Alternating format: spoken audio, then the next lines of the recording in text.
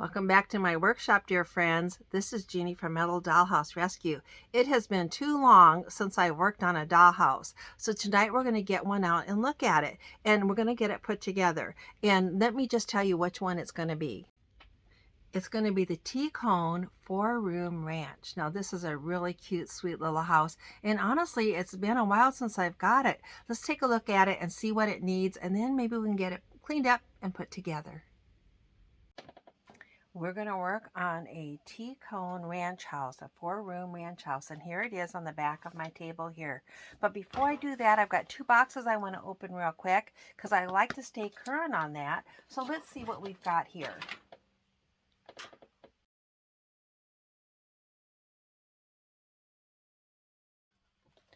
Okay, box number 1 came from, I normally don't name people, but since he has an Etsy shop, I'm going to, and I want to give him a plug. This came from Bill Young, who is running the Etsy shop that is distributing the replacement parts, the 3D printed parts that Colin does the IT designing for. And so I recently ordered a couple of things from Bill, and I'm going to put the name of his Etsy shop up here on the screen so you can buy from him too. And if you are missing any parts for your metal doll houses, he's getting quite an inventory, quite a catalog built up of things that you might need. Windows, doors, porches, stairs. Anyway, if you're missing parts, check him out. This is what I got. Now, I have the house that this goes to, and I've kind of put off working on it because I didn't have these parts. I knew it was missing parts, and he didn't have them available until just recently. Now, these are high quality 3D replacement parts made identical from originals that Colin does the IT work for, the designing for. And then Bill has been so helpful about listing those and distributing. Now this I ordered just for fun. This is a copy of an original TV antenna. I do not have a house that this came with, but I'm going to attach it to one of my other houses because I think it's so stinking cute. I can remember when I was young having an antenna on our roof, a TV antenna. Love it. Here's the other item I recently got from him. These are the horse head pillars that go with the Mark's house that has the carport. And these are often missing. And on the one I have, they were absolutely missing. And so I am tickled to get these from Bill. And thank you so much to Colin and to Bill for these beautiful, beautiful replacement parts. Wow.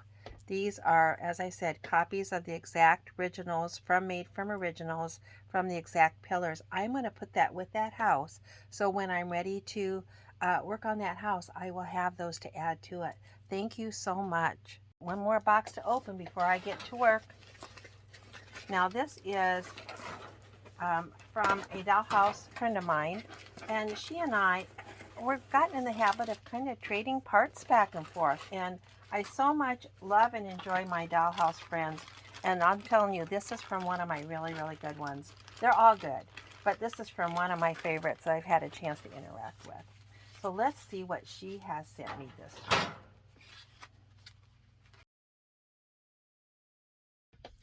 Oh my goodness, this is the incubator cover for the Babyland Nursery Incubator. Now, these are very, very rare, and you just almost never see them. But this particular friend of mine knows somebody that has fabricated this for her or for me. So I've got my little incubator out here missing its cover, and it's got a Babyland Nursery baby in it, one of the originals.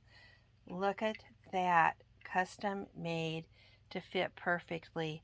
I could not be more delighted.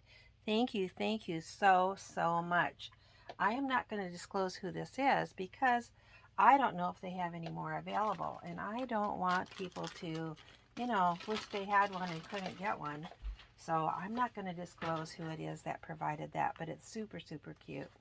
Okay, so here's something else that was sent to me. Oh, that's so sweet. All right, this is the little play table that came with the Babyland nursery. Now I do have two of these, but one of them is missing one leg and the other one has all four legs, but they've been clipped off so they're short. So this is the only one that I have that's in good condition. And I've got a baby here. Now this baby is not a Babyland nursery baby, but let's see if that baby will fit in there. Might be a little big. Well, we're going to have to get the right size baby to sit down in there. That one's just a little bit too big and I don't want to force it. Thank you so much. I love everything. All right, I have a little bag of babies stored up here, and I got one out that will fit in there. Again, this is not an original Babyland nursery baby. I got this, I think at Hobby Lobby. It came in a little bag with a bunch of babies. But look how cute that baby is sitting in there. Fits just perfect. Okay, let's get to work. Now this is a Cohn ranch. It's known as the 4-room ranch because guess what? It has 4 rooms, and they also made a model that had 3 rooms. Now I want to tell you that this house, I was kind of confused by it. For one thing, I want you to know Cohn houses are just not quite as common as the Marks houses. So you don't see as many out there. And so I had not had a chance to learn much about them. So I looked here in the Tomart's price guide to dollhouses to see what they had to say about this house. And what confused me is there were a couple of versions that they made of ranch houses. And the first one looks like this. It's got that typical T-cone roof on it. The one that looks like this, like on the Spanish type style, where it kind of comes to a peak that way with a little square chimney in the middle. Well, this version was made in the late 1950s. I believe 1957, I want to say. Late 1950s. And they had, well, I think they're both 4-room versions on here, but I want to say there might have been a 3-room version also. They also had a version like up here that had a big metal base to it. But there again, you can see that roof shape, that typical T-cone shape. My version was made in the late 1960s.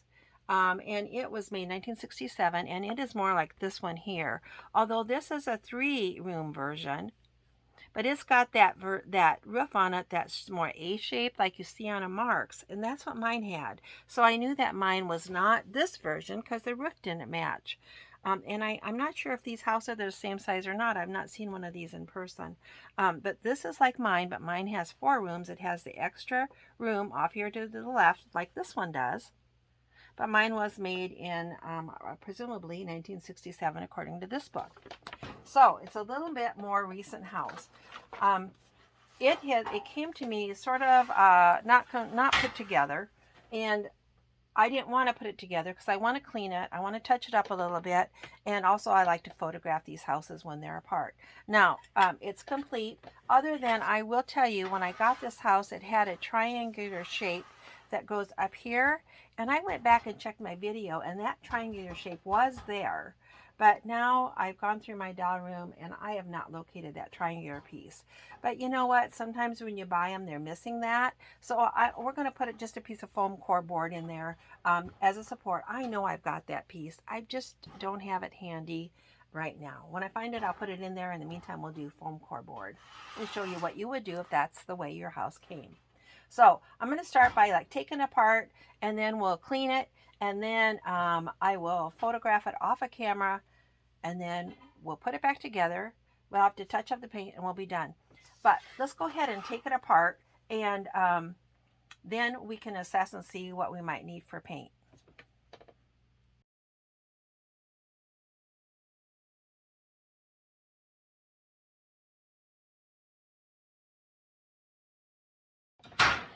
There weren't very many tabs for me to remove, but as a reminder, I have a steak knife here I use. It's not real sharp, but it's pointy at the end.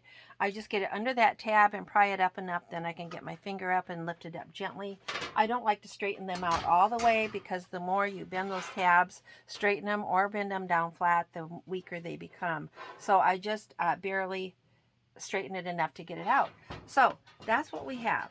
Now I'm going to clean it up, and I can tell you after I clean it, I'll show you, but I don't think there's much to touch up for paint. I think about the only place that needs touched up maybe is right here on the very, very front of the floor. Now, as a reminder, this is how I clean them. I like to wipe them off, first of all, with rubbing alcohol, which I have here in a spray bottle. And then I spray this on the paper towel and then wipe it off. I don't like to spray liquid on my pieces. You can get liquid down into these rolled edges, and if that liquid stays in there, you could cause future rust.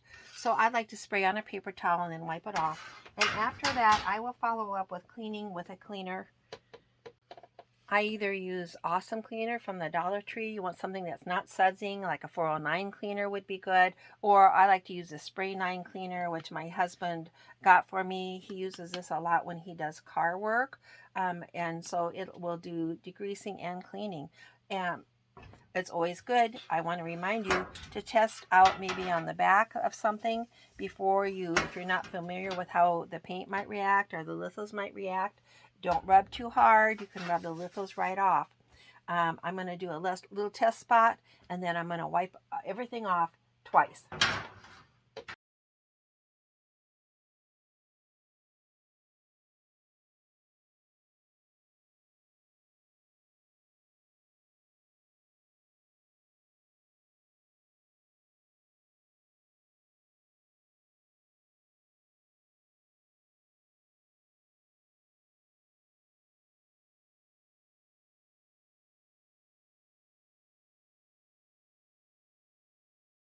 All right, that house was not real dirty, but it did benefit from a nice cleaning, and especially the roof. I went back over the roof and did it twice. Now, I like to do the inside and outside when I can, the top and the bottom of the floor, for instance, because you don't know this house, this may have been in a home with smokers at one time. It was really common, of course, in the 50s, 60s, and 70s and 80s for people to smoke in the home. Not so much anymore, especially when there's kids. But back in the day when I was young, it was pretty common. So I like to wipe all the surfaces off if I can.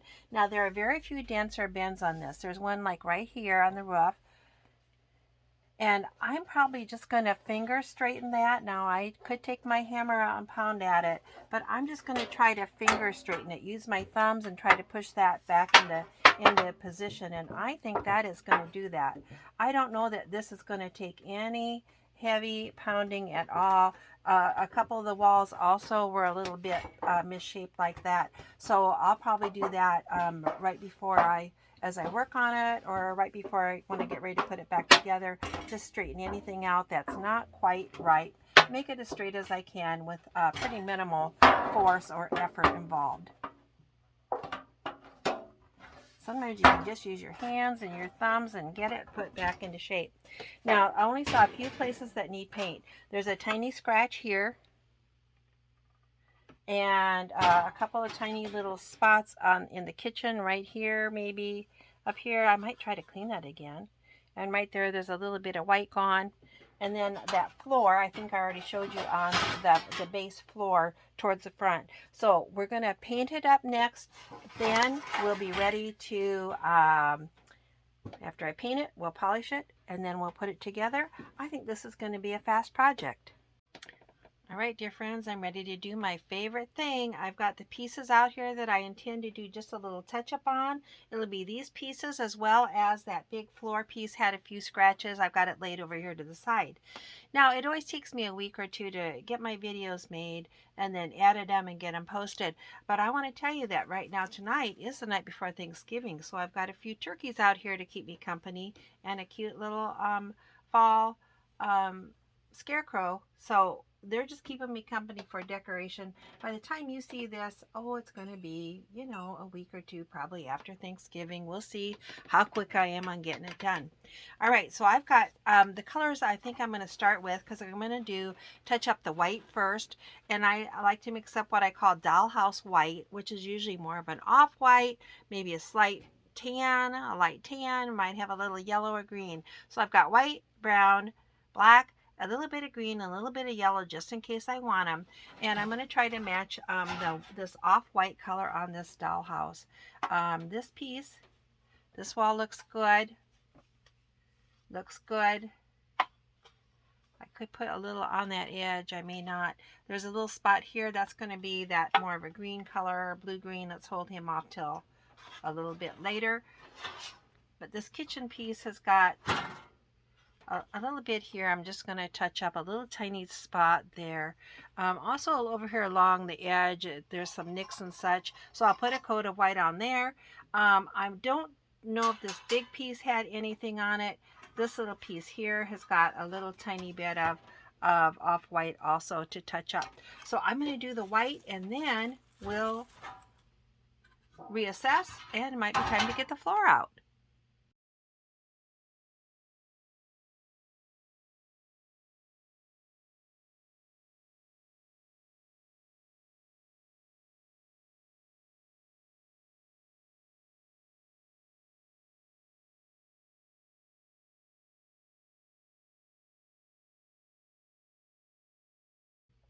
That went so fast and easy. Just a reminder, these paints tend to dry just a little bit darker than they go on when they're wet. So if you put it on and it looks a little bit light, that's okay. And remember, it's probably going to take more than one coat. I did one coat of my first mix, and then I added a little bit of black to that to make that just a little bit darker. And then I did another coat or two. So don't be concerned if you have to do more than one coat, and don't be afraid to remix your paints to get your tint a little bit different. Remember, it's going to dry just a little bit darker. Now this piece is kind of a bright blue or teal. Looks on the camera pretty blue, but in real life it's more of a blue-green. And I've got some paint that I'm hoping will be a good match, because that's going to be a hard color to match otherwise. And I just have a little tiny dot there and there. I don't know, I'd almost use a marker on those if I had a marker that color, but I've got green. Let me get my green out and see how it looks on there. I've got kind of a blue-green marker. Let's see how it looks. It's a bluish marker. We're just going to try to touch that on there and see how he looks. Maybe we don't need paint. Wow. Honestly, I'm pretty happy with that. Yep. It's maybe a teensy bit darker than the paint, but it just kind of looks like a shadow.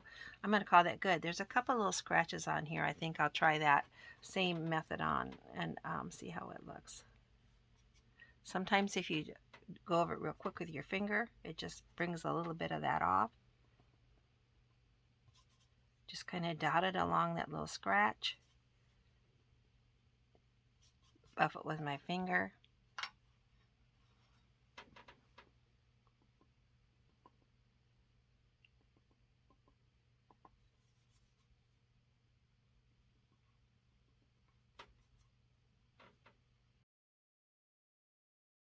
That was super quick and easy. I mean, honestly, I spent like 60 seconds on it. Now, I fixed up some little tiny scratches on there that you probably couldn't even see.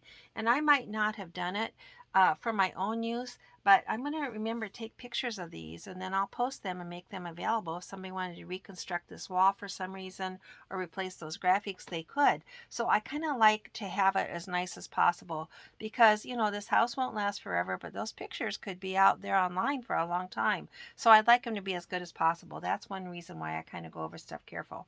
Now there is a little crease in here. It's not real distracting. I'll probably just leave it. It's hard to fix those little creases. It barely shows, but if you get it in the light just right, you can see that there was like a little bent or a crease in there at one time. And it's still there. There, you can kind of see it right through here. And I think maybe another up there. Okay, let's get the floor out. Here's the floor. It's got kind of a scratch in the paint up here. I'll probably try to fill that in a little bit. A couple of other ones here. I might try that marker trick maybe on some of those very faint ones. Down here on the front, there's some worn areas. Now this I would call gray, but I know from my experience that's probably not black and white mixed together. It's probably going to take some brown. It's probably more of a taupe. And then over here on this side, there's a little bit of white paint on there. So not a lot of work. But I'll be getting that done here next. And I got a little bit of, I'll get some of this Cohn blue paint out here and have that ready to work on that floor, and then do this taupe on the front. Before I paint, I do want to point out one thing. This particular house right here says the maker. It says Cohn Inc. Made in USA. So right there on the floor. Sometimes you see those marks somewhere else, but that's where it is on this house. All right, I did not love that with the marker. It looks a little too bold. It doesn't blend in very well. I don't know how it looks on camera. In real life, I don't like it. We're going to wipe it off. I'm just going to use a little rubbing alcohol. And maybe if I rub it off lightly, maybe what would leave behind would be okay. I don't know. We'll see. We'll take off as much as we like, and then we'll look at it again.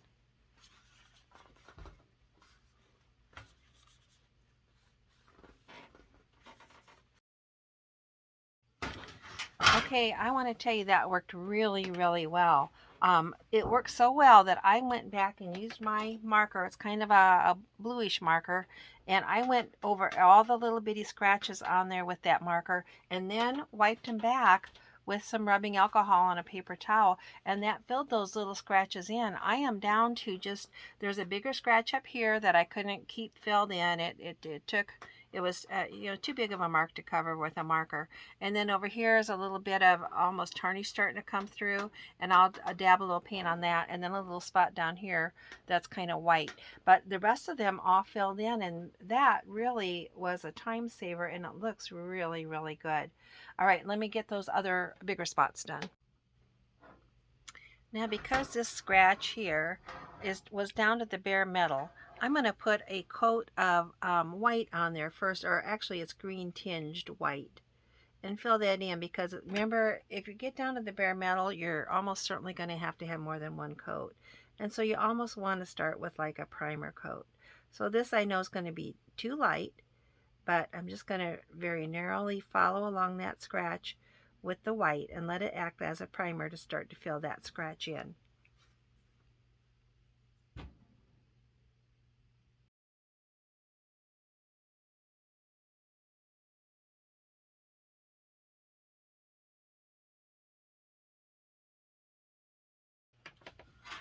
All right, so I got my base coat done. I went ahead and put a coat down here too, and I'll have to come back and put a new coat of kind of a taupe over that, color correct that a little bit.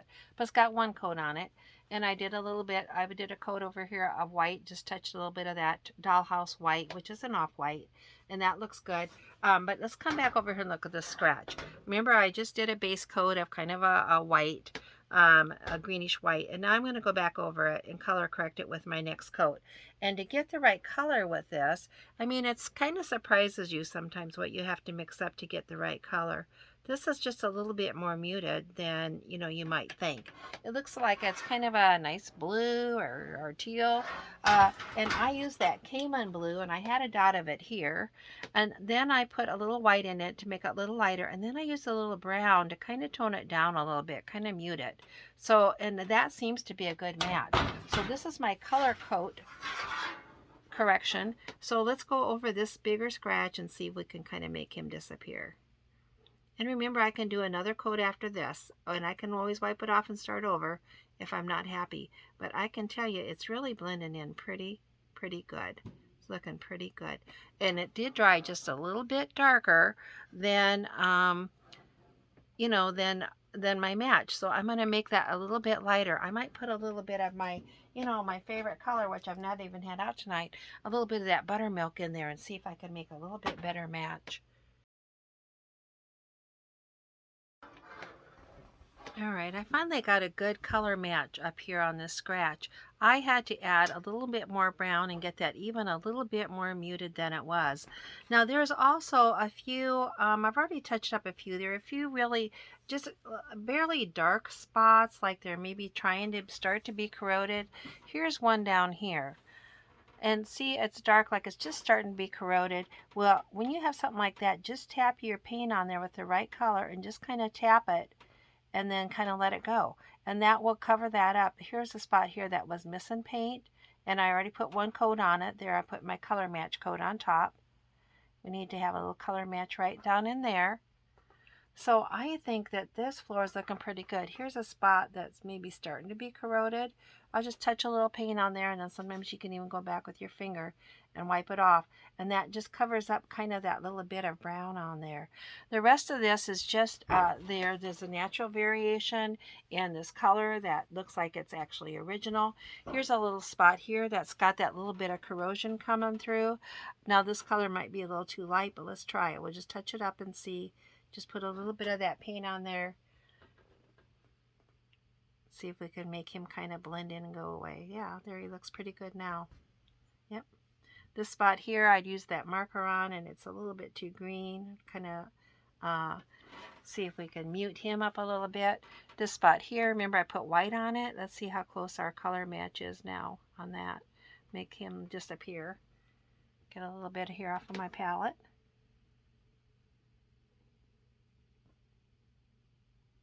And also I'm doing that technique where I just kind of tap, tap, tap, tap, tap, rather than try to paint it in solid. Since this has a pattern on it, I'd like to kind of make this, my touch-ups look like a pattern too. So I don't want to just paint a big blob. I'm just kind of tap, tap, tapping over that. So you'd have kind of a natural kind of high-low color variation as I go. Just a little tap, tap of the right color on there. And see how that makes that blend in. Okay, we've got a few spots over here that are a little bit of that corrosion starting to come through. Let's just tap, tap a little of that color on there and see if they'll disappear.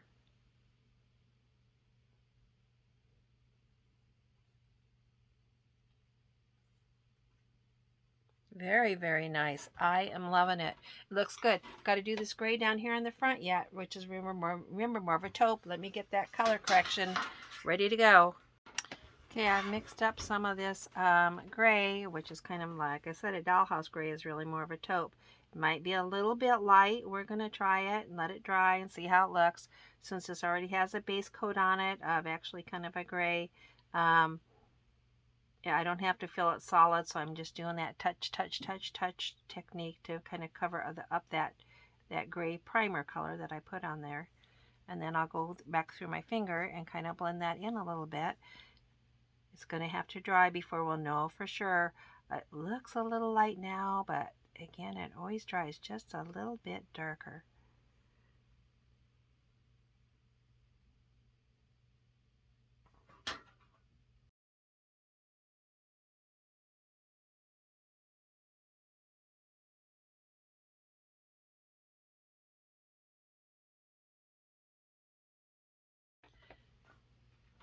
All right, that's pretty good. Now, I'll need to let that dry before I know for sure if the color match is good. Now, as I came down, this part down here was a little darker than this. I mean, I don't know if this had faded a little more or if that's the way it was originally made, but that's not unusual on these houses. That here it might have been quite of a light taupe gray color, and as I came down here, it got a little bit darker. So on my palette, I just added a little bit teeny more brown and a little teeny more black onto my palette, onto that same spot that I was using in order to make that just a little bit darker as I went on down. All right, I'm going to check that color match and also check the coverage, make sure it's good. Honestly, I think this is done. So my next step is I'm going to photograph this, which I'll do off camera, and then come back, we'll polish it and put it together.